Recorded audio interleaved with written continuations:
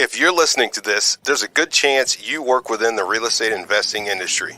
There's another good chance that you would like to increase the sales of your products or services. Well, you're in the right place. United States Real Estate Investor is a platform you need to place your brand directly in front of your target audience. With our focused, growing audience of real estate investing beginners, enthusiasts, and seasoned professionals, you can continually reach our captivated viewers and listeners with ease. To learn more or to get started today, just visit UnitedStatesRealEstateInvestor.com/advertising. That's UnitedStatesRealEstateInvestor.com/advertising. Get ready to increase your brand awareness and your bottom line. Attract clients with content.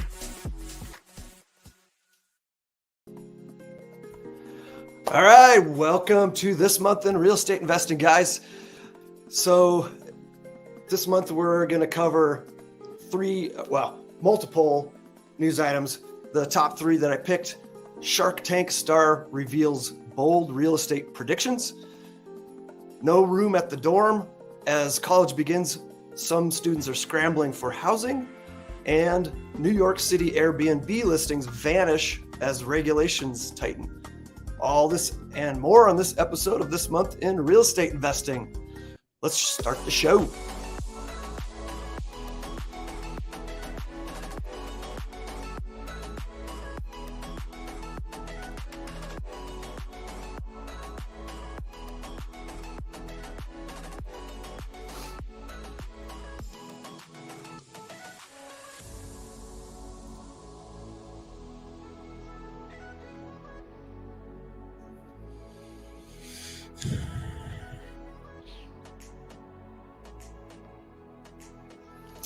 Okay, I'm your host, James Brown, and I teach people how to make double-digit returns through safe, secure, stress-tested real estate investments. Go to hybridinvestor.vip to learn more. If you're watching live, feel free to comment and ask questions. Antonio, our producer, will throw them in the chat for us, and we can reply. So our guests today are Scott Royal Smith, Matt Thoreau, assuming that's right, and David Richter. Did I get that right, Matt? As close as Terrio. Terrio. Like stereo without the S. There you go. All right. Messing me up. You're good. You're good. All right. Cool. Well, hey, in that order that I just named you guys, go ahead and introduce yourself and share your background and what types of investing you guys focus on, so we just have an idea of where you're coming from when we dive into the news. Yeah, so my name is Scott Royal Smith. I'm an asset protection attorney and real estate investor, and I actually bought my first property for $10,000 in back taxes while I was in law school. It's like a commercial building and auto transmission repair shop. Since then, I scaled into single family homes, did land investing, syndication work, note investing, pretty much the full gamut. And my company then assists real estate investors on how to do everything for their asset protection, estate planning, tax, insurance, strategic portfolio analysis, the full gamut of what's there. I've been doing that for about 11 years now. Oh, cool. Cool. I'm up. Matt Terrio, Epic Real Estate, and we show busy professionals how to invest in real estate to build a passive income portfolio so they can retire early. And we kind of have two heads to our business. Either we'll do it for them because they are too busy or don't have the desire to do all the heavy lifting. And we do that at cashflowsavvy.com. Or we'll show them how to do it themselves. And that's what the part that I lead over here. And that's over at Epic, Earn While You Learn.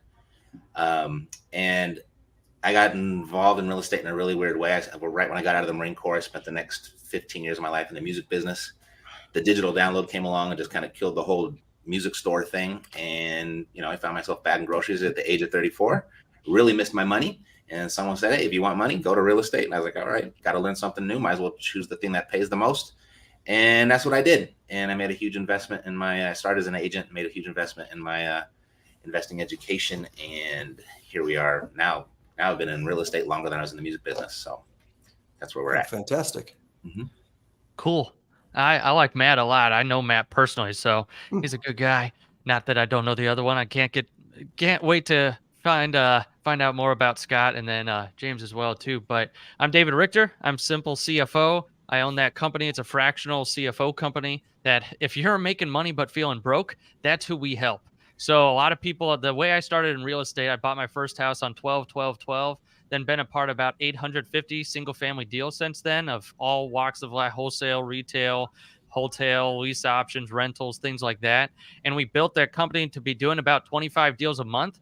But at one point we were doing 25 deals a month, but spending 26 worth. So that sucks. So I'm like, we got to do something different here. And that took me down a rabbit hole of reading the book Profit First by Mike Michalowicz. I started the company Simple CFO because I learned that it wasn't just us in that predicament, that a lot of people were making money in real estate, but then saying, where the heck is my money? Where's it all going? I don't have anything to show for it. So that's why I opened up the company to provide clarity. We implement the Profit First cash flow methodology to tell your money where it's going and make sure you keep more of it.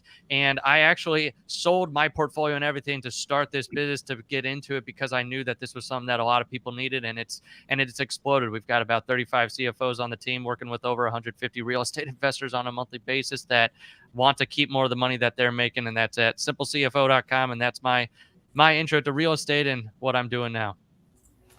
All right, fantastic. I know, David, you and I and Toby, my business partner, had jumped on a call after I'd seen one of your presentations. I was like, wow, this is much needed for a lot of real estate professionals. So yeah, I appreciate that, James. Yeah. That whole philosophy is probably the most transformational thing I've ever done in my business. And I'm sad that I discovered it 12 years after I was actually in business. Right. I hear that all the time. That's why I'm like just trying to get out there in front of people as early as possible, wherever they are right now, so they don't have to say that 12 years from now. Well, thank God for you, Dave. Yeah, I appreciate you, Matt. You bet. Right on. Well, thanks guys for being here today. Let's dive into the news. So the first one from Insider, the title is "There Are Way Too Many Real Estate Agents." Do you need to go any further? Or is that like, that's it, right? There's just way. That's just a statement, isn't it? Exactly. Just kidding. You can go in. Well, Matt and I think we're the only licensed agents on the show, right? I'm no longer have my license. No. Oh, you don't have it? No. Gotcha. Yeah, me either. But, oh, you did too, Scott? Yeah, I mean, I had it at one time, but eventually you just run out of time to be able to do anything that's like retail based like that. Yeah, that's what I struggle with. I'm like, I try to rely on in my business on other agents, especially going and finding properties, opening doors. That's time consuming, right? So I'm like, yeah, something's got to give. But it's good. I find just having the base knowledge of the business, and then also for networking with other agents is really helpful. But yeah, back to the focus of that article. There are a lot of agents, but with the way rates have gone and just the slowing of the market, it's just taken a dive. So many people are getting out. Yeah, it seemed like a lot of people like ended up entering the market as real estate agents because there's such a big boom, right? So then they was like shooting fish in a barrel to be able to collect commission checks. Trust me, I don't mind people making money. Like, go where the easy money's at, right? But then like the market shifts, and then we have there's too many, right? Now it's like oversupply of people doing the work that's there. And I think this is one of the things that probably like all of us here on this call are familiar with, right? It's like, what do you do if you're an agent and you're in that kind of situation? And what I see, and maybe something that's interesting to talk about here, is like, what's that shift, right? Because the shifts that I see is, okay, well, then you need to differentiate. You need to start adding more value and like what you're doing, right? So if you're an agent and you're in that kind of position, or then it's the time to start being able to say, like, do you actually know how to like strategically consult people about what kinds of deals they should be getting into, right? Or do you know other aspects to what they want with their wealth building? Because people are like, okay, great. Do I want to buy a house? But they don't really want to buy a house, right? They want something else. They either want like financial freedom at the end of it because they're a real estate investor. They want some type of security. They want some type of like foundation with their family. And if you can chunk up the skill sets that you have there, then that's how you differentiate yourself in that kind of market. And then we're not like, oh, there's too many agents and it's like such a glut and this is so bad. You're like, no, this is the perfect opportunity for everybody that says, great, you've built the baseline of the skill sets that you need on like sales and understanding the industry and an asset class. And now it's the time to increase your learning, right? Learn, get more segmented with who you're helping, learn how to solve their problems deeper, and you'll build yourself an actual business. And I'd venture to say that's what probably all of us here did at one point or another, is we got forced into it the same way that everybody else here that's an agent inside of the big pool is kind of being forced into it as well. Mm-hmm. Yeah. You know, when I made my transition from real estate agent to real estate investor, it was because I had a real estate investor as a client, and it was the best client I'd ever had. You know, I went through the traditional way of cold calling and door knocking and calling expireds and holding open houses and doing all those things that new agents have to do to drum up their business. And so I know how hard it was to find a client and get deals done at that time. And when I had an investor walked into my open house one day, which they walk in all the time, and you just like, I know agents, they kind of roll their eyes because like either if they want me to represent them as a buyer, they're going to write a bunch of lowball offers. I'm not going to get paid. Or if they want me to list their house, they're going to dig into my commission because they want to increase their profit. So, you know, there's kind of this predisposition that agents have for real estate investors. But this one particular investor, I mean, they just kind of faxed over deals to me, and I would probably do 10 deals a year with that one person, and didn't even have to work for it, just because we connected. And what I found that I really had that was unique to all of the other agents was just a work ethic. It was like I did the work. And if we're talking about, right, the market is shifting and there's too many agents and we're seeing this exodus, it's really funny because, you know, now I'm on the other side of the desk because I wanted to be that person. I didn't want to be the agent. I wanted to do what they were doing. And it's really difficult to find an agent that will do the work as an investor. I'm here in Vegas about 4 years. I've gone through 7 agents already. There's a particular strategy that I did for my last investor that I'm trying to find another agent like me to do it for me.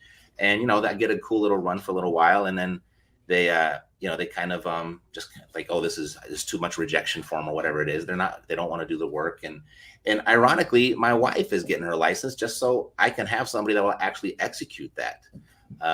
So I think, you know, if it doesn't take much, I don't think, based off of my experience with the number of agents I've worked with, it doesn't take much for you to be an agent and stay in business if you're just actually willing to do the work. But if you come out of a market where, as Scott said, it's like shooting fish in a barrel, and now you come into a market where there's not as many fish in that barrel. Now you actually have to go fishing and make an effort. Then all of a sudden that's a big awakening for people. And yeah, sadly, they're going to have to leave the business and go do something else. Yeah, no, you know, the pandemic caused a lot of people to have to shift, and they were able to sit at home and, you know, get their license online. So it was like, you know, why not? So there's, and you don't have to sell 1 or 2 houses to make some really good money based on the housing prices now. So you don't have to be super successful real estate agent to have a significant contribution financially to your household. Yeah. And then that gets the taste, and then it's like, okay, do you want to make this a real business or not? But I don't think anyone ever puts that dividing line in their head of like, okay, I've done a couple deals, or like, in order to do this, I can't shoot the fish in a barrel anymore, so I have to build a system that brings the fish, you know, so I can actually go fishing, or I need to learn. That's where it's like you have to learn from the people that teach the marketing principles. You know, it's like the Dan Kennedys or the Russell Brunson, Alex Hormozi, whoever resonates with you. It's like teaching the actual, okay, here's just principles of things in order to get out there. So I think it's that dividing line of, I'm not just an agent now, I'm a business owner, and how am I going to learn marketing, sales, operations, finance, and making sure I have the right people, systems in place so it's repeatable. Yeah. Well, yeah, a lot of people get into this business thinking, first of all, they think, oh, it's going to be easy. I'll be able to set my own schedule. But that's the reality, is you're kind of at the beck and call, and you've got to be super proactive. And this is a business. It's entrepreneurship. You know, unless you plug into a team and that team has some systems for you to get up and running, it's an uphill battle. You know, I actually read that article, and they mentioned how the barrier to entry might just be way too low. Yeah. Right. And I think that's absolutely true, because as someone that teaches people how to invest in real estate, there's a number of real estate agents that come through here, and they're probably my very, very worst students. They just can't unlearn what they've learned. Just like the conventional way of buying a house and representing, you know, someone buying their primary residence and just kind of fitting in that nice little box. And there's and I notice that as an educator, but when I'm out as a practitioner, they just get in the way. Like they can't really see past, like, oh, we have a problem to solve here. Someone has hired me to help them either buy or sell a property. And if it doesn't look a certain way, it's like, oh, that's illegal, or we don't do that, or, whatever it may be. It's like, no, they've got to have a higher level of education and not be taught, or I don't know how they come across the information where everything is, even anything remotely creative is illegal or a scam or something like that. And then you're sitting there with a listing that expires and you didn't do the job for your agent. So they don't have that. They're taught one way. I think there needs to be much more creative ways. And I think going into what we're going into now, that's going to be an invaluable thing and a very easy way for agents to separate themselves. Yeah. I teach a class on mainly lease options, but we kind of get into creative financing. Most agents don't know anything about it. And it seems like the worst ones are the ones that have been in the business for 30 years and just been in that real estate agent retail space. So any kind of outside the box stuff that is still legitimate and, legal, they just don't know about it, and they're scared about it, and they don't even want to touch it. So I think it's like I see it as a really fundamental problem, right? And it relates directly back to the entrepreneurial aspect of it, right? Is what you find in these kind of situations is if you're an agent for somebody, right, you're helping facilitate their business. The best thing that you can do is actually learn their business, do their business, right? So when starting Royal Legal Solutions, the only reason that my company was successful is because I was a real estate investor. I also happened to be an attorney and had to run into all the problems the real estate investors ran into. So then it was like a natural extension that my company and growing it into the tax firm, CPA firm, attorney firm, et cetera, was a natural extension of specializing for investors, but it's particularly real estate investors. And I think this is exactly what agents need to do. If you can find people that will care about you at all, right? Like, let's say if you found a Matt in your life, right? And you would go to the Matt and you would say, hey, Matt, I want to make you $1 million this year. How can I make you $1 million this year? What do I need to do? What do I need to learn? How am I going to be able to accomplish that for you? Then those types of people, if you come to them with some seriousness, right, and some go-get-itness, they'll actually teach you, here's what you need to do. And then the business of the person that you're trying to serve, and that makes you really valuable, because then you're an extension and a force multiplier for efforts they would have to do anyway. But that requires having to go do a bunch of learning. And I think this is where you find people that made money easily, is that they're actually not willing to learn, right? They really just want to find a way to keep making money the same way they always made money. But that doesn't exist anymore. And that's why we all get frustrated on our end, because we're like, well, we actually having money isn't a problem anymore. It's actually finding the right kind of deals, but we need other people that can actually go help be force multipliers for us and finding those deals and doing the business that we actually know that works. Unfortunately, there's so many people that are out there, and most of them are not able to be successful at doing it and don't want to do it really. And so then it becomes frustrating on our end, because we're like, well, how many risks do I have to take on people that are going to flunk out, right? That say they want to do it, but they don't really want to do it, And that's the challenge you're on if you're on the other side of the fence, is really finding somebody that really knows a way to make money. Try to offer them a proposition that says, I want to make you a ton of money if you're willing to teach me. And then 3, show up every day, all day for at least a year to be I'm going to make you money. And then through that, you're actually going to learn a business. And that's the way you're going to be able to excel in times that are like these, from what I've seen. Yep, 100%. Hey, let's keep things moving and get to the next news item. From CNBC, foreign buyers are bailing on the U.S. housing market. Anybody have any comments on that? Is that I took a look at all of these articles in advance. I read the summaries, and I couldn't really determine whether is that the foreign buyers, is that just individual citizens that are buying their houses and investment properties, or is it institutions overseas buying? Because I'd have 2 different opinions on that. Gotcha. I know some of them were primary home buyers, which was kind of a shift to some Chinese buyers coming over as residents. And then there were individual property buyers, but I don't know about institutional. Mhm. Well, I mean, it's kind of weird to put foreign buyers as just like, are we against, foreigners buying real estate? Right? It's like, because if they're coming over here for the American dream, then yeah, well, that's why not? But if it's, I've never researched this. I've just heard like, oh, China owns, 3/4 of all the farmland in the United States. Like that would be like a different conversation, right? Yeah. Well, we've talked about it on this show. There's some news that came up where, let's see, Antonio just put a comment. DeSantis is against foreign real estate buyers. Texas governor too. So yeah, we've talked about this, and they are restricting like anywhere near military bases, kind of a safety thing, because I guess there's also a classification of just foreigners. Like, are they citizens? Are they on the way to citizenship, right? Or they got a green card, or are they just foreigners? You know what I mean? Like they're just Antonio's saying investing. they're not citizens. Got it. Yep. What I always thought was weird was, there's restrictions on us if we want to go to other countries to buy, right? Mhm. And then it's like all of a sudden we're bad people because we impose those same restrictions here to protect our interests. I don't know. It's a little above my my knowledge base, but there's kind of two different ways to look at it, I guess.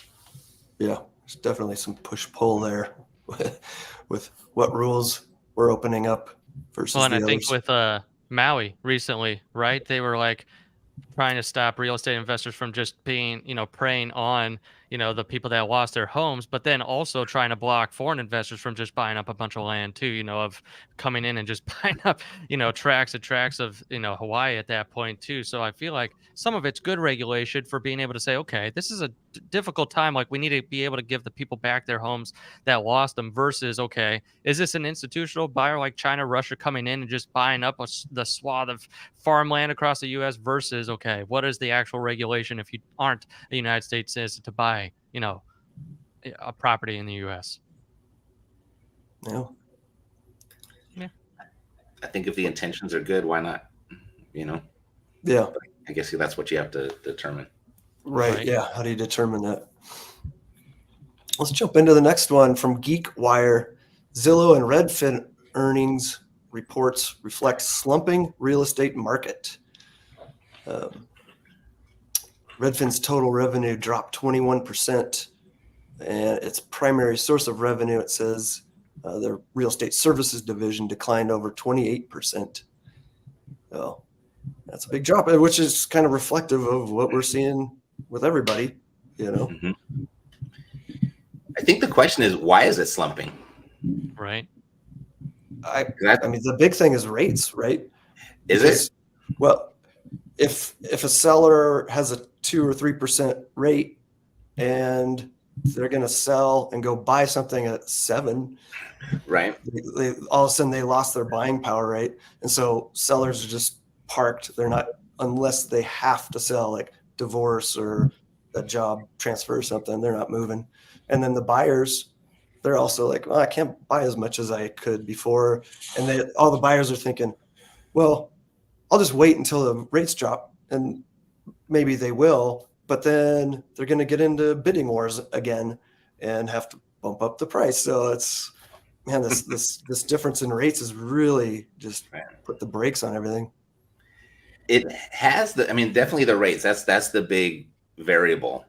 But one thing that's not a variable, what is constant, is that, after 2007 all the way through 2018, 19, really, there's a huge deficit in building.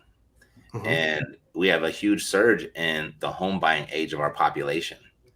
So the supply and demand is so out of whack. Like either something's going to have to happen to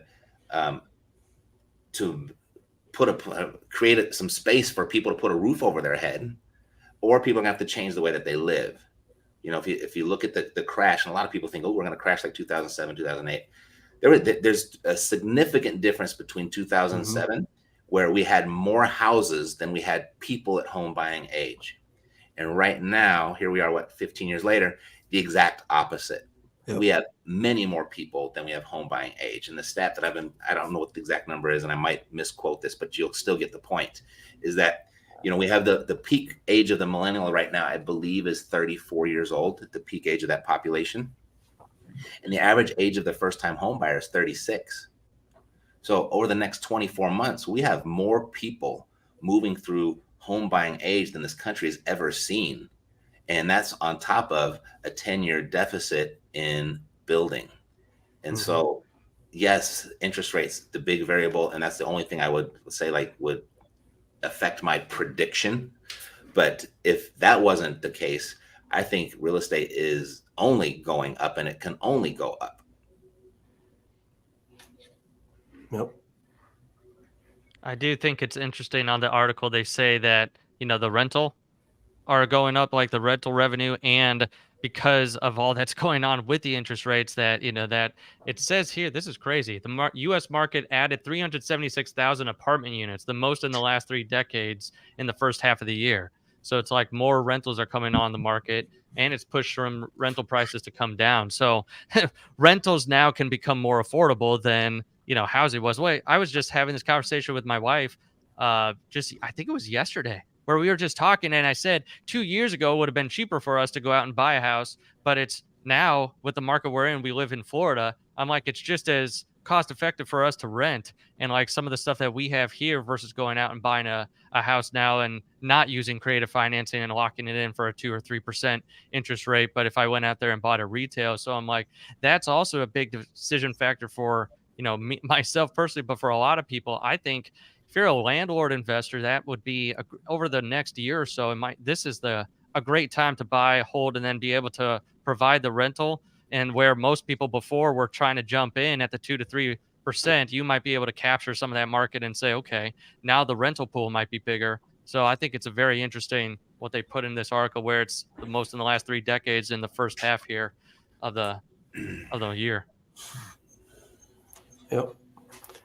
Scott, you have any comments on that?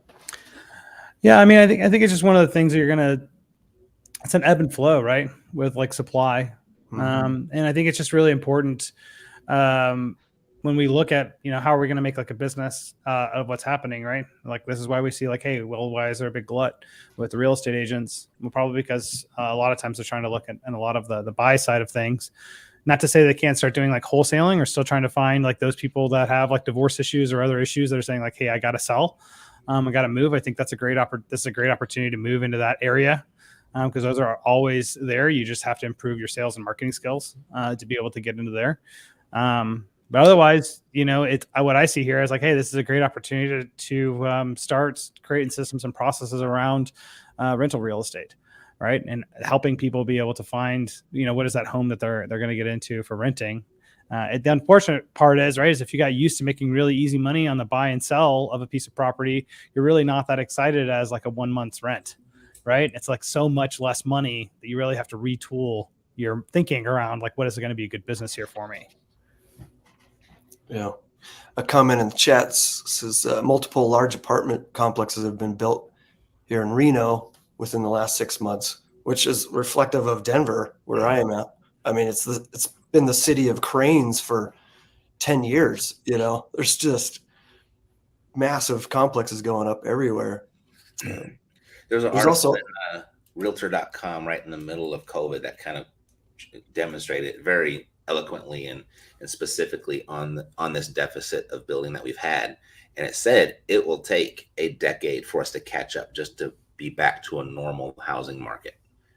And so, I mean, everyone's on the right track. Builders are up. I mean, we're doing a property tour here with the new home builder. We got an exclusive on it, and they're providing all of these investor incentives financing incentives to make it easy for investors to buy. And the builder confidence just had a huge spike last month.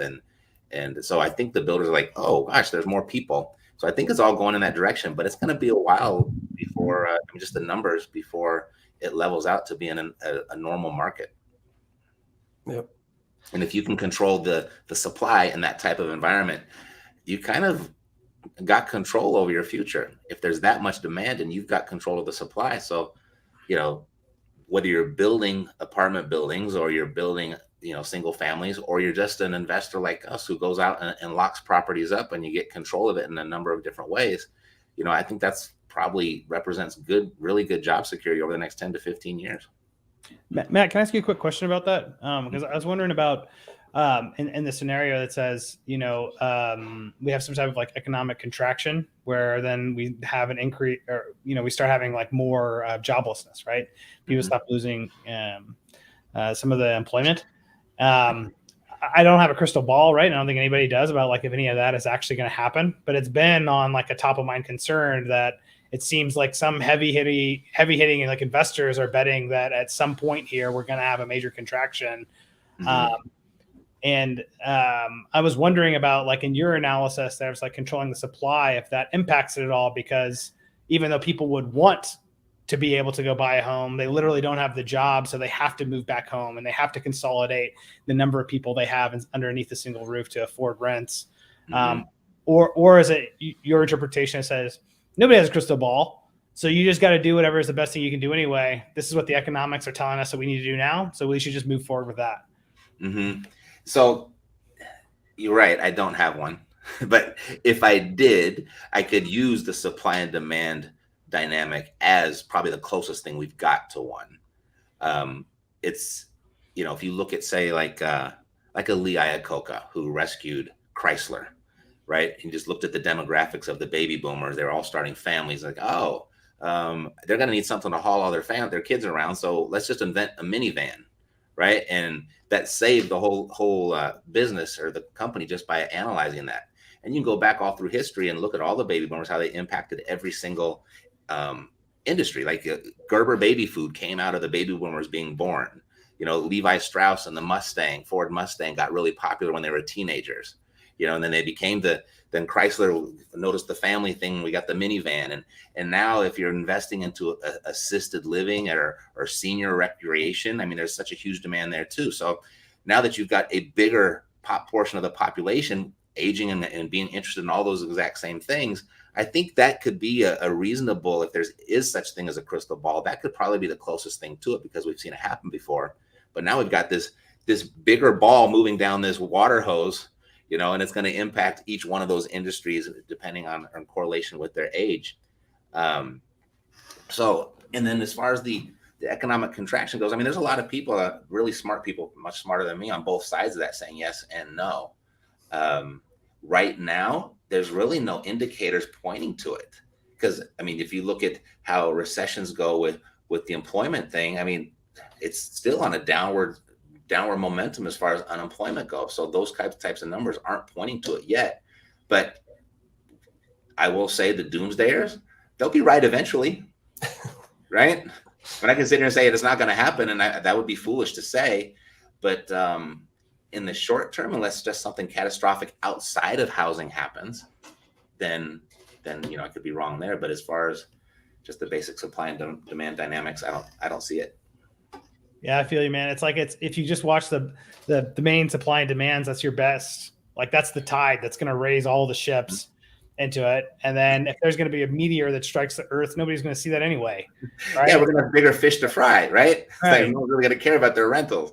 And if you look at Kiyosaki, he's been saying it. He said 2015 we are going to implode, and here we are almost 9 years later, and he's still saying it next year. So eventually he's going to be right. But yeah, maybe he's got to improve his economic tarot cards. Yeah, I look a little bit off. Yeah. That kind of leads into the next article. Shark Tank star reveals bold real estate predictions. So we're talking Barbara Corcoran. If anybody's a fan of Shark Tank, they know who she is. So she expects a surge in housing prices, variations in prices across different locations, it says, and a potential recovery in the commercial market, which we've talked about a lot on this show. Mm-hmm. So I don't really have anything additional to add to what she's saying, other than what I thought was interesting about that article was that she's actually predicting interest rates to come back down again. So that's a pretty bold prediction. And I don't know anyone that's really predicting that right now. And if that happens, then she's 100% right. Yeah. Yeah. That was the most surprising thing as I was reading through that. I'm like, she's predicting to come back down. It doesn't seem like it's going to come back down anytime soon with what the trend has been for the last year. Mhm. So, Yeah. Wonder where she gets her info. And, she nice is of an her. entertainer. yes. So, like a lot of the news that we cover, right? There's a lot of hype and Yeah. I had her on my podcast probably 6 years ago or so. And it was interesting for me to learn because I was like, well, it's a real estate podcast. Hey, we got a new real estate celebrity. Let's bring her on. And I was really excited that she said yes. And it was a great interview and everything. But I was really surprised to learn that she had essentially been out of the real estate business for 20 years when I interviewed her. So I don't know what her connection or association with the industry is now, but I learned that was one of the most surprising things I learned from that interview. Yeah. Huh. Interesting. I know she has her own brokerage, right? She sold it though 20 years ago. Right. She sold that. That's my point. she's just Yeah, hands she's off out. now, huh? Yeah. Just using the name. Gotcha. I didn't realize It's like that. a lot of these guys, right? It's like they built a brand. Their brand is Right. actually just like part of their marketing funnel. And Yeah. they just continue to push inside of their marketing funnel, whatever it is, but they're not actually doing the day-to-day anymore of like what it is to be like in the trenches. Unfortunately, some of the best information it comes from the most boring of sources. It's like the census, and you're like, geez, I got to read the census. This is terrible. Right. But like that'll give you actually, some of The data. info. The Yeah, hard I know it's the same thing with a lot of these guys. Like, Kiyosaki, I'm always wondering about, how much is real estate is Kiyosaki really in the day-to-day of what's going on, right? I mean, they play it at such a different level that none of us typically ever even touch to know what's happening. But they still need a brand presence that drives everything there. So they still talk about the same things we're talking about. But I would just take anything that a celebrity says with a grain of salt. Yeah. 100%. This could be the wisest words we've said so far.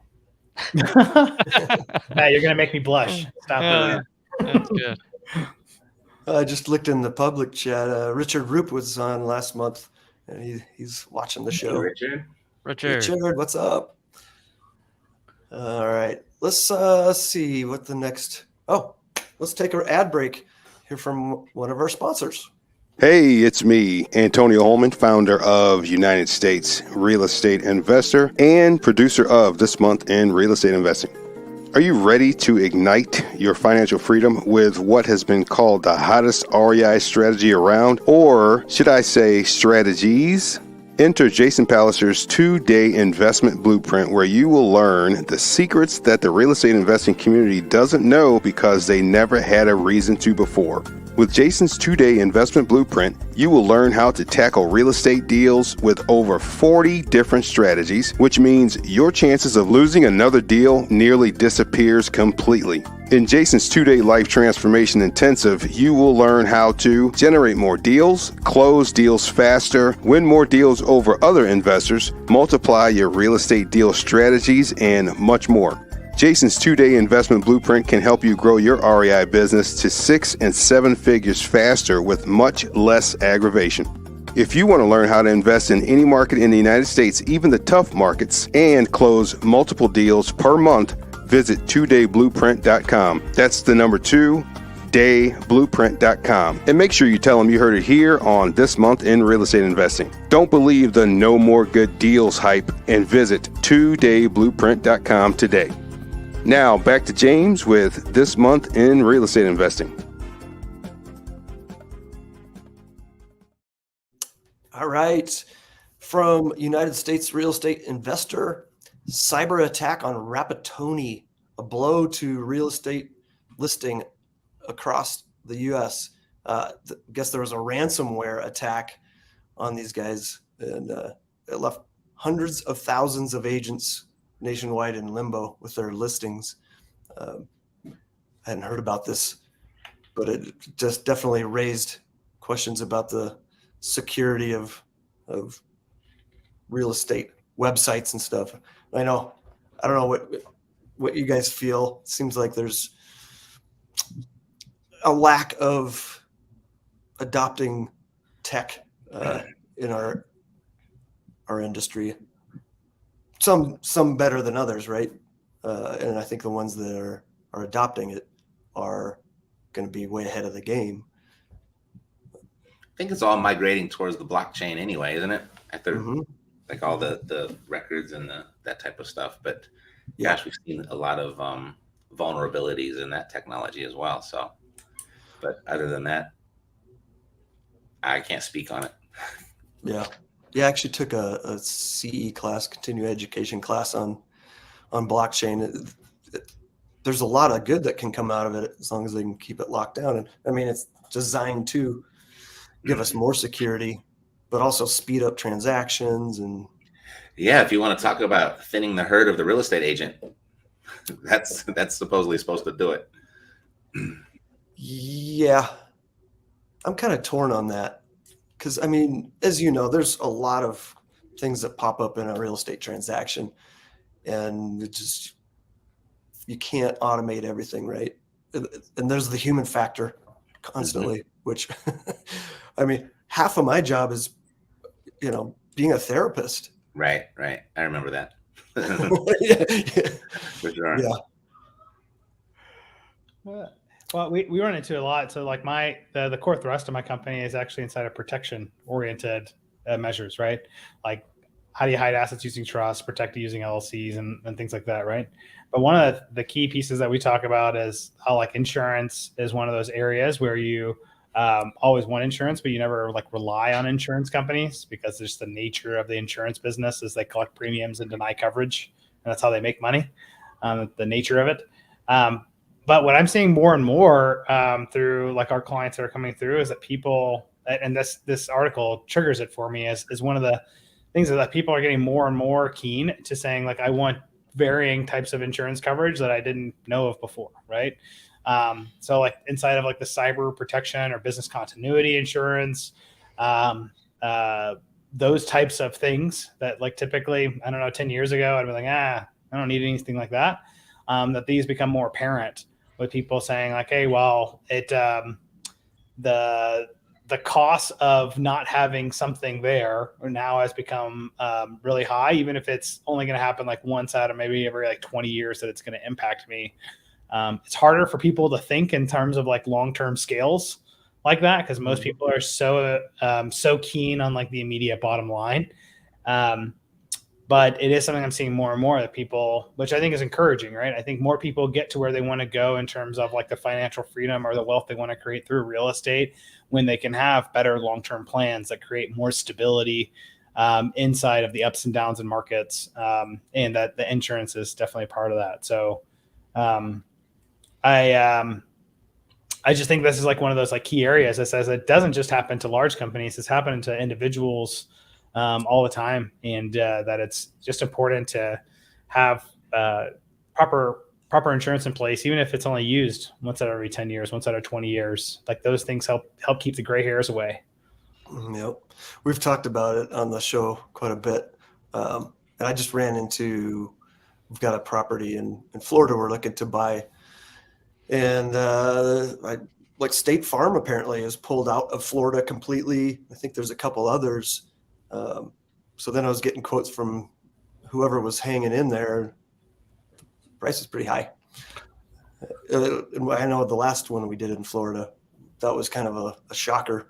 Like, oh, we didn't calculate in enough for insurance, flood insurance, in most places in Florida. So. The insurance companies, don't they count on not having to pay? And then when something happens and they have to pay, they're like, oh, we're not going to go there no more because we have to pay out. Right. And we have to do what we say we're going to do. That's the whole deal, right? And then what they typically do is that then they do like blanket denials of all of the claims, and then they end up like in lawsuits. Uh-huh. That's really what you end up with having like high value insurance in place is you end up having to sue your own insurance company, which is why you want to have an umbrella policy, is because you want enough like juice there to squeeze if you have to turn around and sue your own insurance company because they improperly denied a claim, because you need millions of dollars to go after them for in that circumstance. So like it's all one big game, right? That we're all playing together, and that litigation is just part of that game that gets played like with these companies. And unfortunately, the people that seem to lose out the most are the ones that are the least informed, right? They're the ones that say, well, I just want the cheapest possible coverage. I want to just get in here because I want like the maximum cash flow off of this property. But they don't think about like the 3-year, 5-year, 10-year cycle that if you're inside of this kind of asset classes, that's where the people I see that are actually building real wealth is that they buy assets, they very rarely sell them, and that they're just continuing to stack assets over time and are really interested in how do I have consistency over time, right? They're not really interested in like, is my income going to go up plus or minus $10,000 this year? Yeah. So what you said before, if I have an umbrella policy with the same company that I've got, real estate insurance with, should I have it with two separate companies in case I need to use that umbrella policy to go after? No, not really. The issue is only if you think like your insurance carrier is going to be like insolvent, right? Which is the reason why a lot of these people pull out of Florida is because the insolvency issues start becoming like a real issue. It's like, well, we got one event that could bankrupt our company, right? Mm-hmm. So well, we want to pull that risk off the table, right? And so that's why they won't insure in areas like Florida, right? You end up with like rotating insurance carriers that are willing to risk it for the biscuit, to go into like that kind of market. Right. And then they charge for it. But what all you really need to do from my experience is, you get your minimum coverage you possibly can as your liability coverage in all things, your home, your auto, et cetera. And then you want a super fat umbrella insurance policy, like $1 to $5 million. Because for each $1 million you get in umbrella insurance, it costs you like $400 a year. Right? It's really cheap to get umbrella coverage. So what happens is like if you get a really cheap claim, your just normal policy ends up paying it out, right?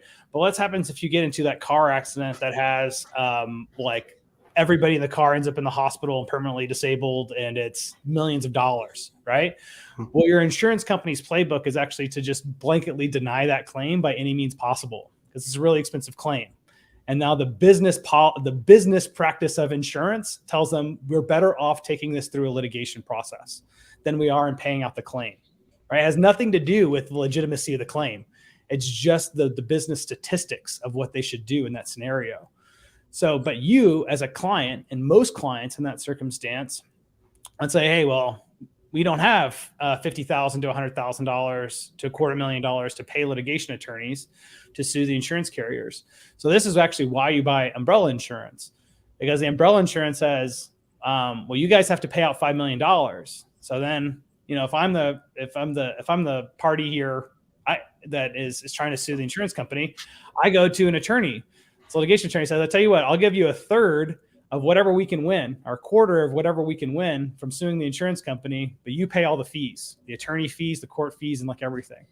So what it does is it hedges it so that way I don't have to have a bunch of cash when I need to go sue my insurance carrier because this other attorney will take it on commission for all the fees. So that's the way in which you're using the insurance carriers essentially like against themselves and a very strategic use of playing the litigation and insurance game. Matt Smith asked, what is an umbrella policy? Is this additional coverage? So hopefully that answered that. So maybe go back and listen to the recording if needed. And if you got extra questions, pop them in the chat.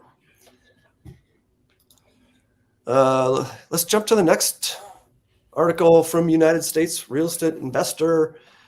Maui unites against predatory property investors. This is the one that David brought up earlier. So they are trying to figure out how to keep whatever quote unquote predatory investing practices might be. That was my question, is like, what are they doing? As an investor, I always think, how am I going to help solve somebody's problem, right? So their house burned down in that fire. Like maybe you're coming in and solving a problem for them, but I think the big distinction there is how do you define predatory and who's the person that's governing that, right? Because, someone calls us off of a marketing piece and, they just lost their job and they can't afford their mortgage payments anymore. So they can't wait for a real estate agent for whatever reason. And they will just want the cash fast. And that's solving a problem. But someone from the outside might look at that as like, oh, you took advantage of the poor person that lost their job, right? So I think the predatory thing and who's governing that would be the big distinction there. But you're right. What you said, James, is that, people call us in trouble all the time and they need help. And a lot of times it's finances that's going to help them. And so they turn to their home for financial relief. And it's sad that life comes along and kicks us all in the teeth every once in a while. And, you got to pull your resources together to solve whatever's ailing you at the moment. And sometimes that is a house. So I don't know and it's sad what's going on in Hawaii. Oh my God. I mean, the government should just be in there, in my opinion. And let's halt all payments to Ukraine and let's go over and help everyone from Hawaii. Like this shouldn't even be an issue. Like they shouldn't even have to be worried about predatory investors coming in, because we should be taking care of them. But if it looks like they're cold calling people, the real estate developers are specifically targeting and like cold calling them at this time. And I think they're just like, can you just give them a break? Like their house just literally burned down last week. Like, can we maybe send a postcard or something? Like do something else other than just picking up the phone and calling them directly. That's what it looks like, that they're targeting specifically in here, and real estate developers who want to buy the big tracts of land and say, okay, there was a row of houses there. Maybe let's make it subdivision now, versus what do we want? Can we get your house back? So, because I'm definitely for the helping, because it's like in our communities, like that's the ones where you like to be a part of, right, Matt? It's like the ones who want to go out there. Like, how can we help during this time? Is there something real estate or not real estate related? Like, if the government's not going to send funds, then what can we do? Because a lot of like Brandon, what's his name? Brandon Turner is out there now. He lives out in Hawaii, from Bigger Pockets and stuff. He's done a lot of the relief efforts and stuff like that too. So it's just, it's that kind of community that you want to band around and be able to help.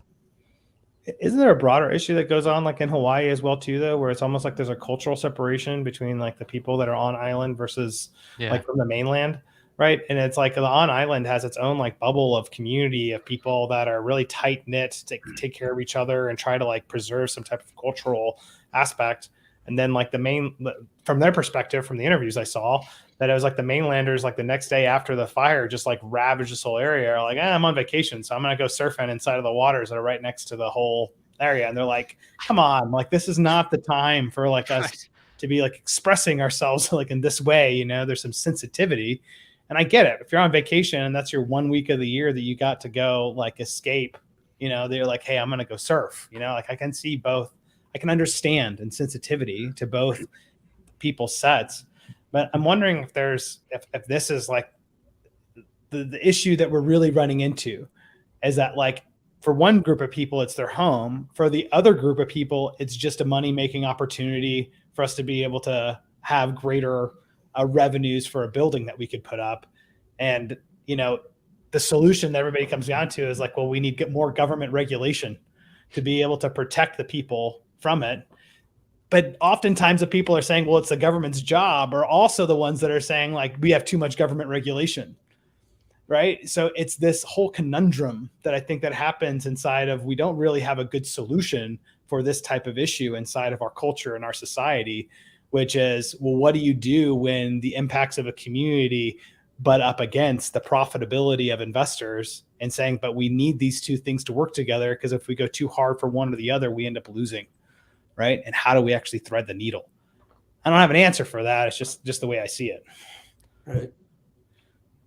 More questions. Utopia. Right. Yeah.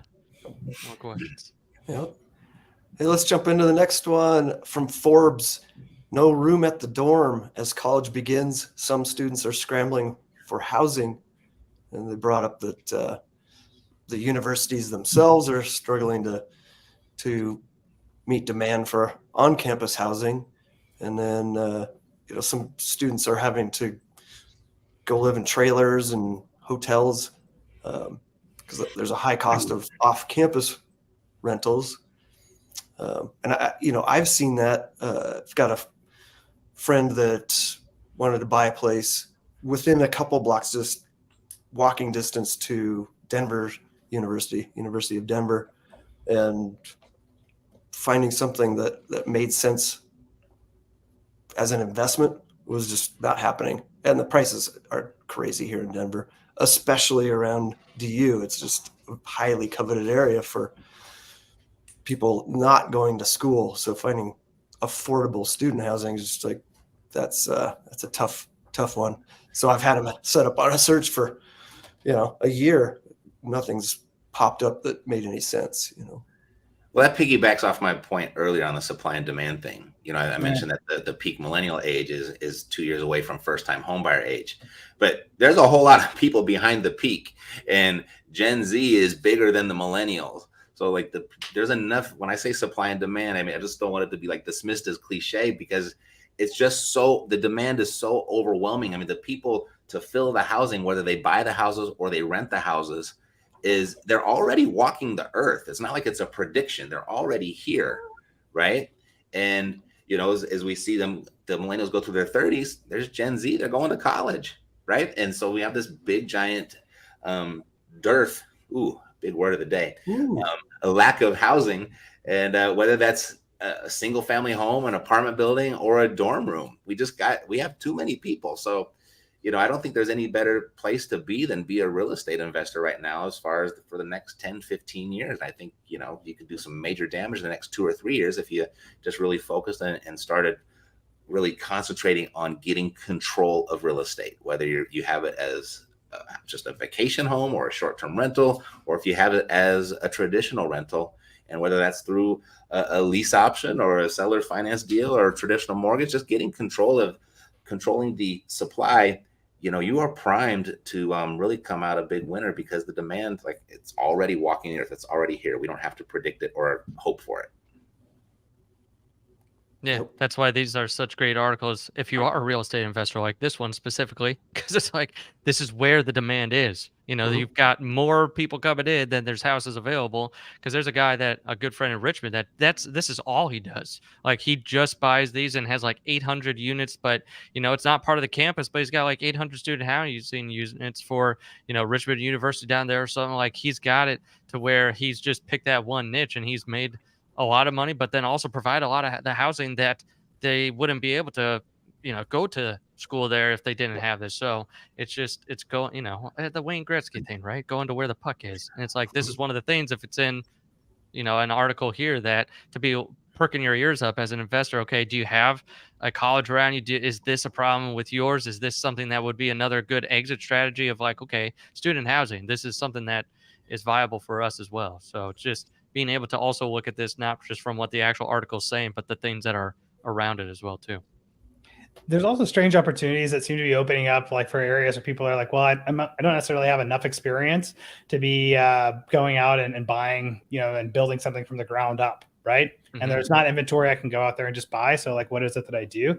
And I've been seeing more people come through my nexus recently about buying commercial buildings and then being able to essentially turn the commercial buildings and chopping them up into like these little mini apartments, or they have like the offices and doing some creative work that's in there. Of course, there's some stuff they have to know about, like how are they going to do the reno, right?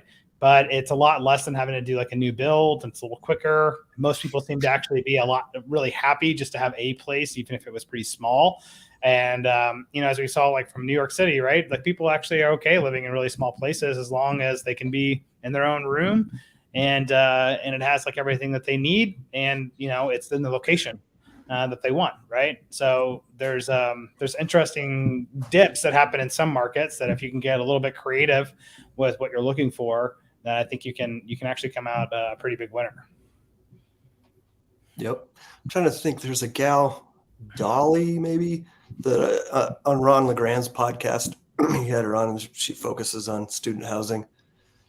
And I remember she was talking about how she because students can trash a place, right? And so she makes it so that the parents are involved.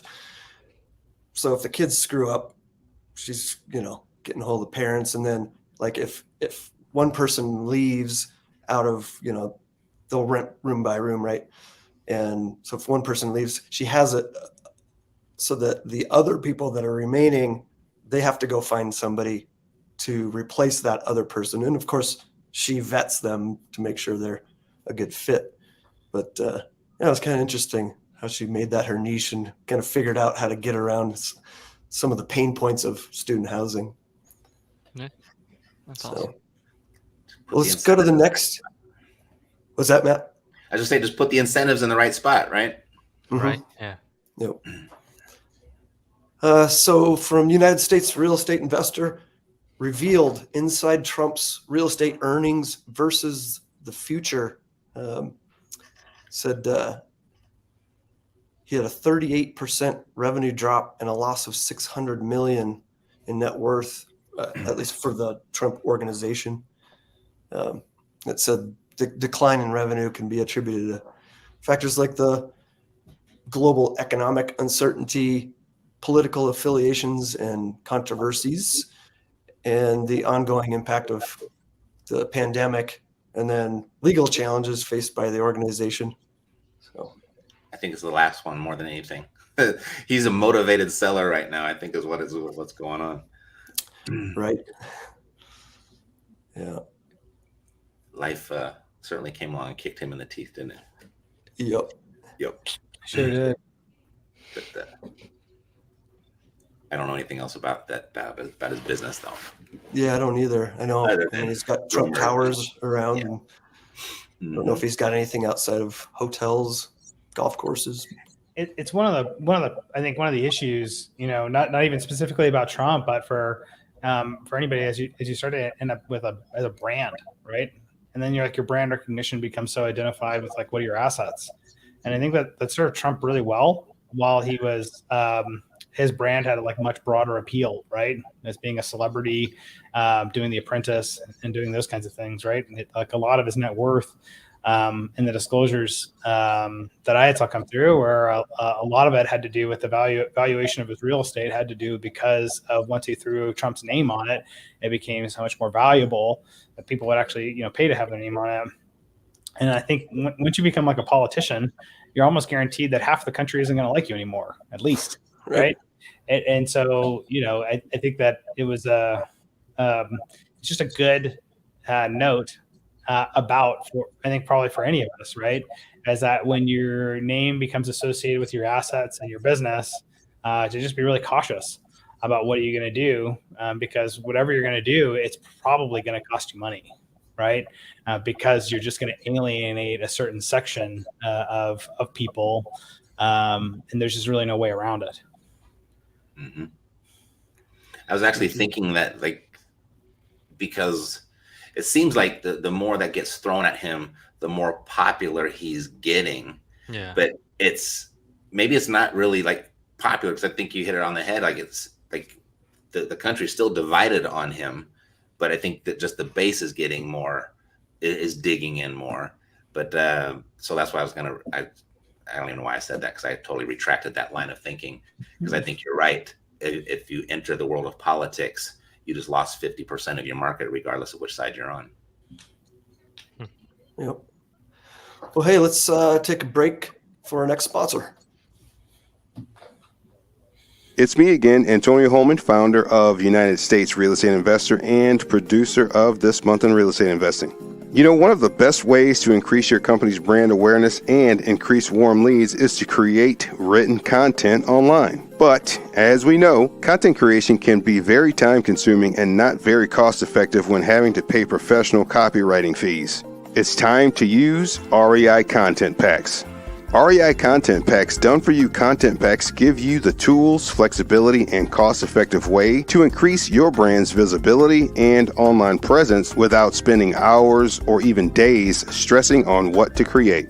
REI Content Packs are a collection of high-quality, ready-made real estate blog articles exclusively created for the real estate investing industry. Can you imagine the possibilities if you could do 2 to 3 more deals per month without increasing your ad spend? REI Content Packs can help you do that.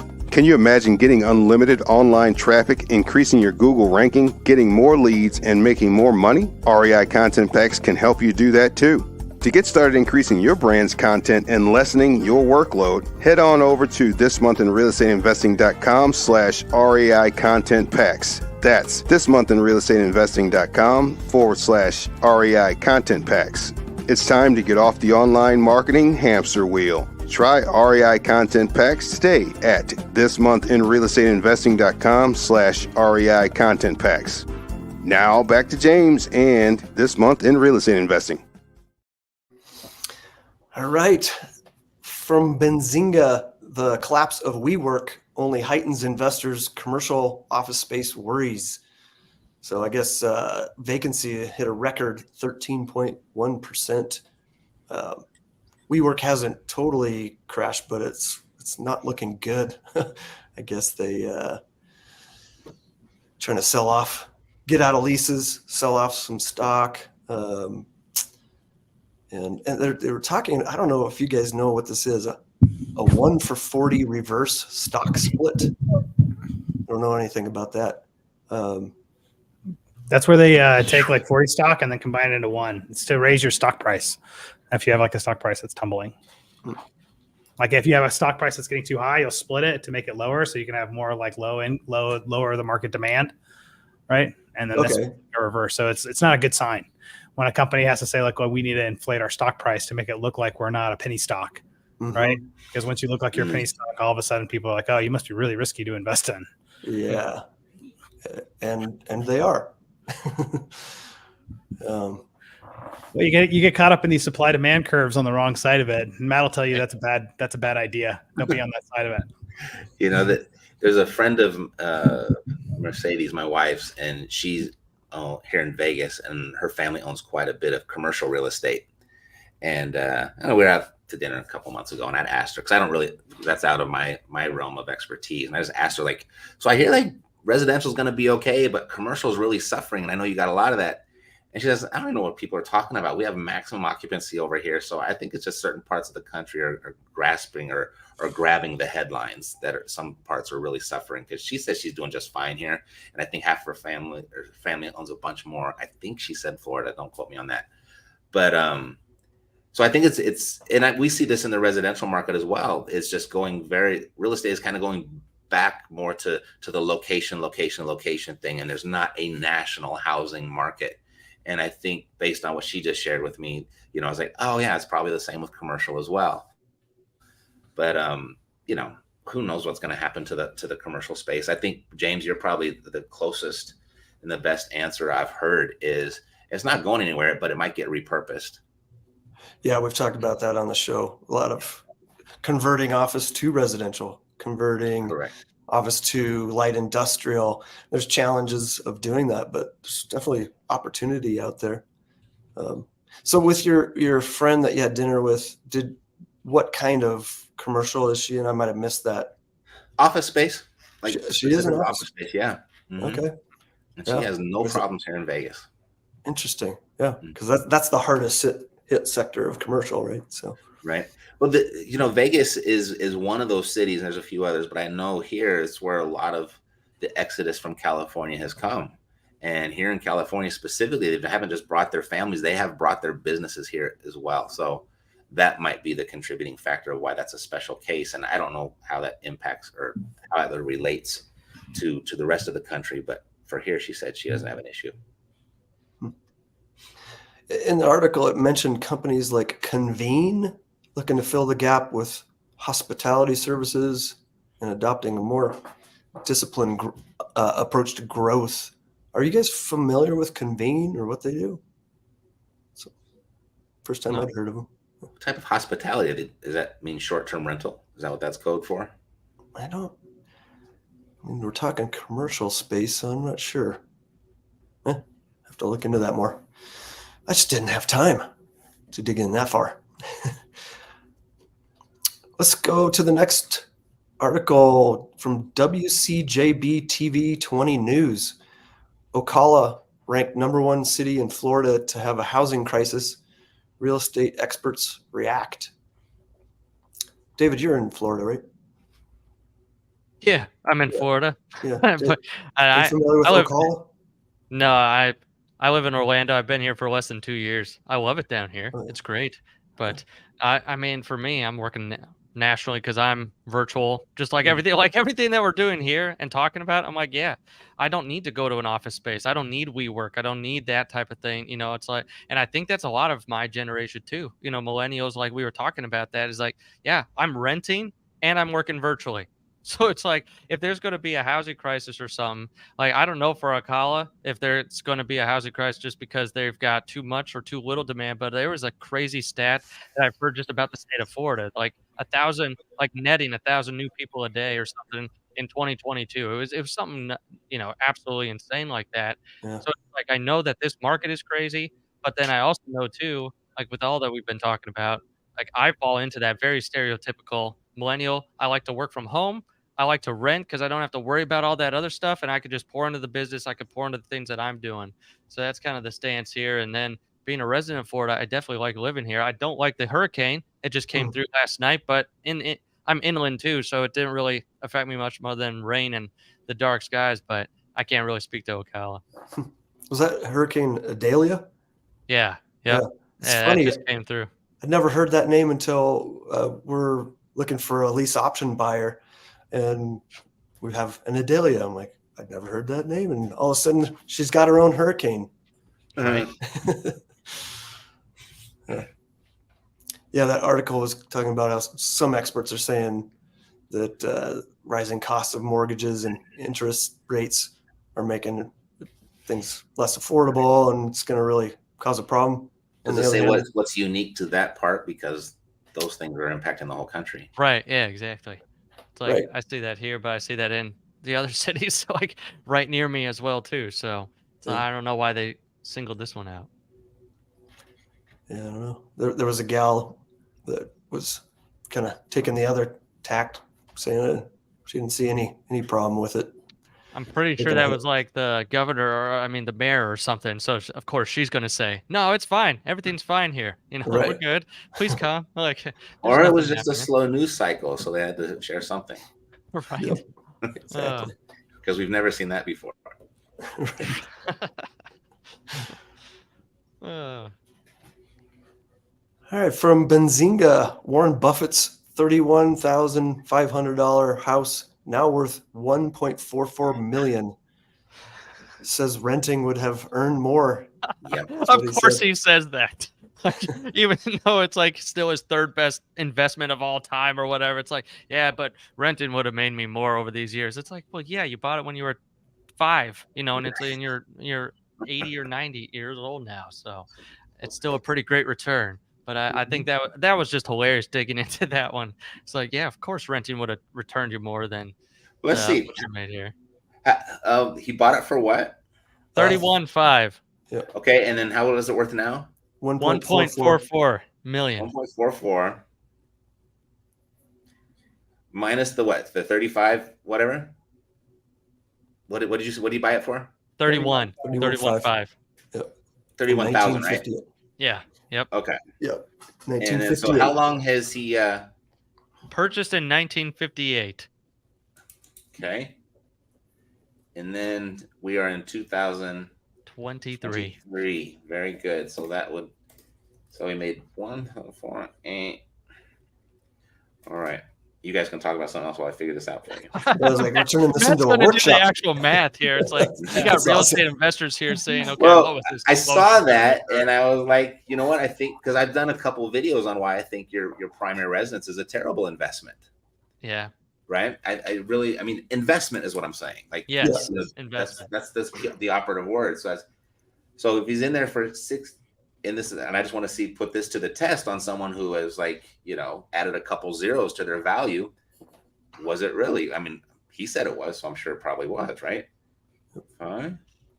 Probably because he would have made the money plus the equity. That's Well, probably I what he think he was thinking. cited opportunity cost for the money that he put into Right. the property. Yeah. Right? You would have put it back into the stock market, right? So you're talking about like compounding, Yep. like Exactly. returns probably over time, and like how are you going to compete with that? Right. Yeah. With And I was like, his I returns.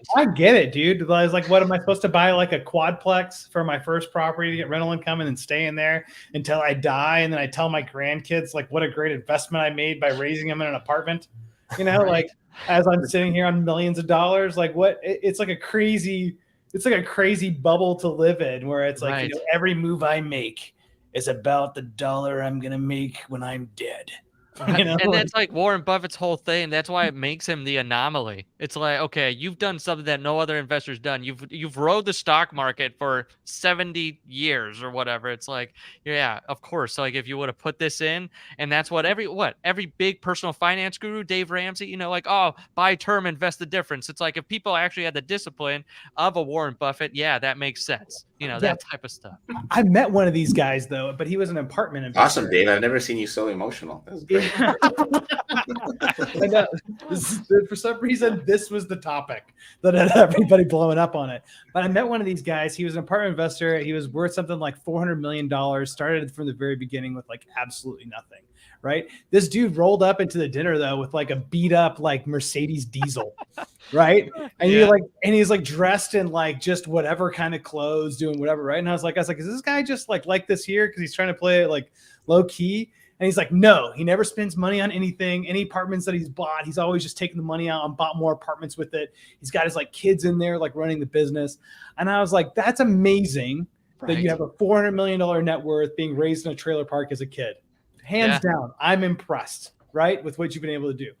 Also, I feel like we should go have a talk about what the purpose of life is. Right. Yes. Oh, man. If you ever read the book, The Psychology of Money by Morgan Housel, like that's such a great book. And he puts a lot of stuff about Warren Buffett in there of like, you don't want to take his advice. He's not the typical person, you know, like you want to take what the average investor who does actually well. And we're not talking about the average investor who loses, but like the average investor, what they do over the course of time and like study them and what they're doing. And then if you want to go to one niche, you can, like to Warren Buffett, but that's extreme. And like you were saying, like, what's the purpose of life if you're only going to focus on this one area and nothing else? And it's just like, that's what it's going to balloon to. But that one really opened my eyes. I know, like who hurt you as like a kid, to tell you like, the only way you're going to earn my love is if you're worth a bunch of money. Right. Like, I'll do anything for it. I'll sacrifice everything. Yeah. But it still came up. He made $21,000 a year on that. So that's a 67% return on it. But that's not compounding. Okay. Right. Where so if he gets his compounded over 65 years, then that probably would have been. I didn't do that math, but yeah, maybe he would have done better if it compounded. Well, and I think he's averaged, over 20% in his funds. Like, I think that's his average for the last however many years. So yeah, even at a lower percentage, but compounding is going to totally eclipse just a straight 67% return every year. Right, I'm just going to go ahead and say that I think Matt just proved Warren Buffett wrong and is like a much better investor at calculating the numbers. That's right. Oh, man. That's good. All Matt stuff. This is why we love him. I had to really like to see that if that was the case. It's such a big gap. It's like I've never worked with that type of return before. So if we just did $0, $1, it's over 65 years. Matt's gonna. I'm still gonna figure it out. So what did you say, David? 20%? Yeah, I think it's more like 28, but I'll say 20. Just do 20% compounding for the last. It won't even let me do. It's too big. It's too big. Like the calculator won't even let me do 65 years. It only does let me do 50 years. But that 50 years is 640,000. So 15 more years, that would have crushed 1 million for the one. Yeah, because at that point you're so big, it snowballs. At the end is where it's all made. So yeah, exactly. He's right. There, he just proved Warren right. So good job. Yeah, if you got 65 years to spare, then you can beat him too. Right, exactly. That's his core power, is being able to be in it for the long term.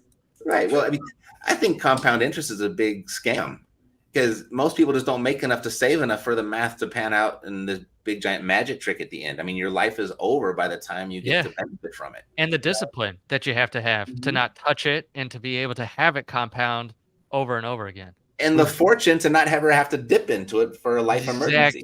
Right. Hey, Exactly. David, I love you. Yeah. We think a lot. Yeah. Yeah. I actually feel like don't compound interest, compound assets. Compound the assets. Well, Yeah, I see guys do it like in a combination of actually two different strategies. I don't know if you guys see this or if you practice it yourself, but the investors that we work with, what the game that we're playing in the very beginning is typically how to get them to like 120 to 150K of passive income from real estate that's managed for them. So they have time and they hit like whatever their number is to say, cool, I got FU money now comparatively to like leave my job, do whatever, I can go do whatever, right? And then like what seems to happen is that most of them at that point are like, I'm actually okay chilling here. I actually don't need to go ahead and start, an extra $5,000 or $10,000 a year. Probably takes me quite a bit of work to increase my passive income. It isn't gonna make that much big of a difference to me.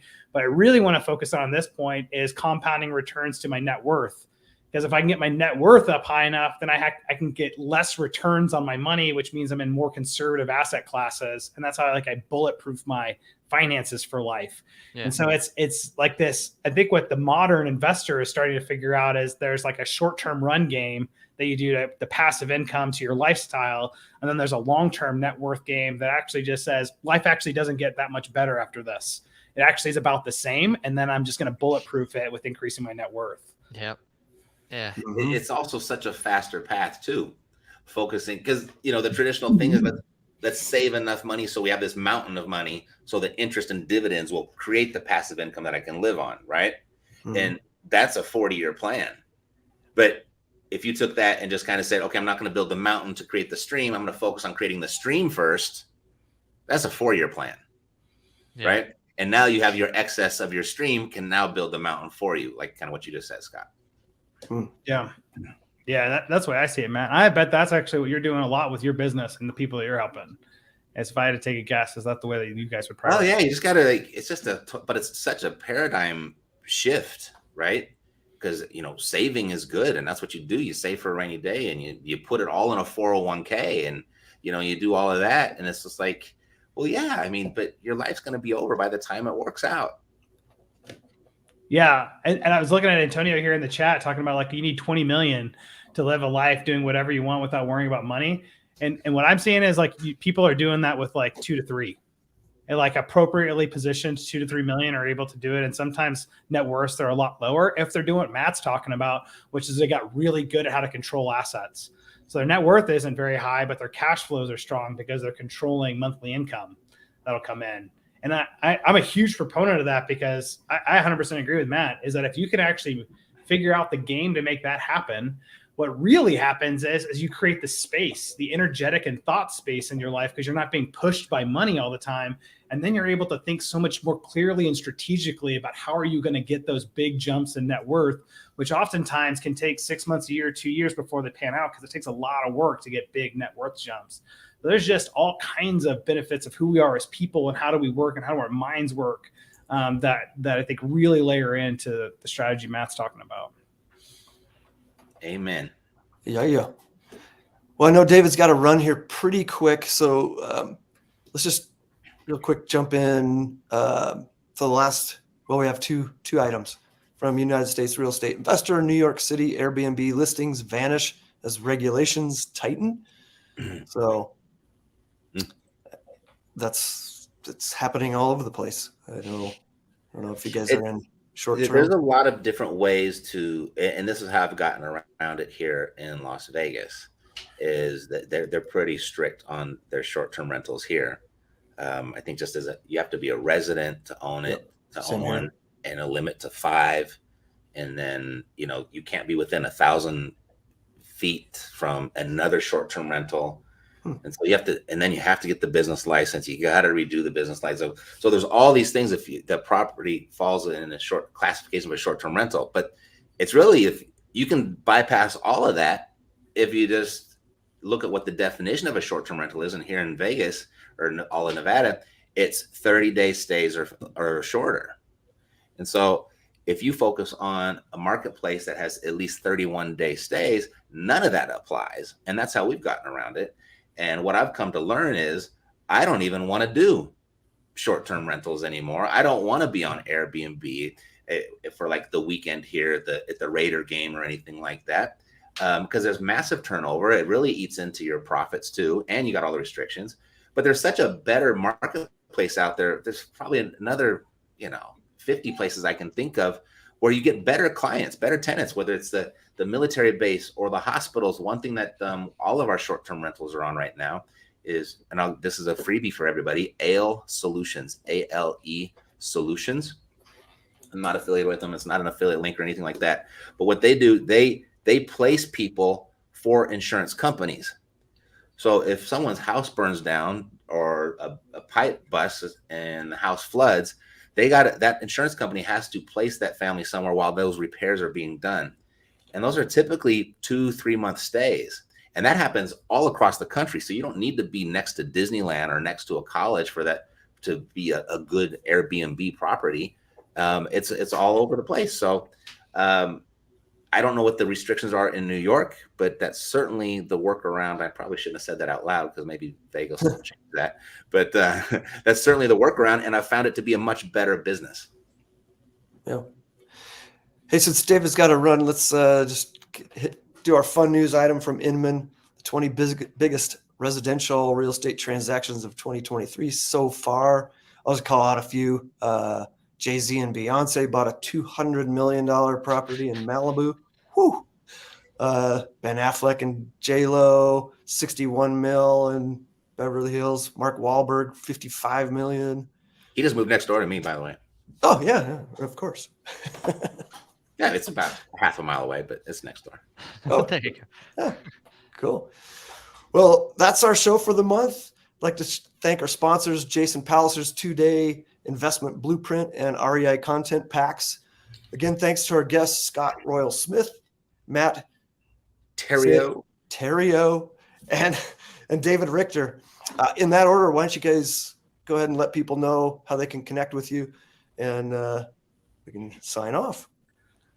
Yeah. So best way to connect with me is Royal Legal, my website, royallegalsolutions.com. On there, we have our primary video, which is here's how we work as a full service company to make you the CEO of a wealth building company that we build and manage for you. So we work with investors on being able to serve as that one-stop shop. And then if it makes sense to you from that video, then you can schedule a call directly with our paralegal team to talk to you about next steps. We don't use salespeople at any part of our process. Everybody is a professional that anybody speaks to working with us. And then we also have something, a freebie for everybody here on this show, which is called The Vault. It's in the top right-hand corner of our website on royallegalsolutions.com.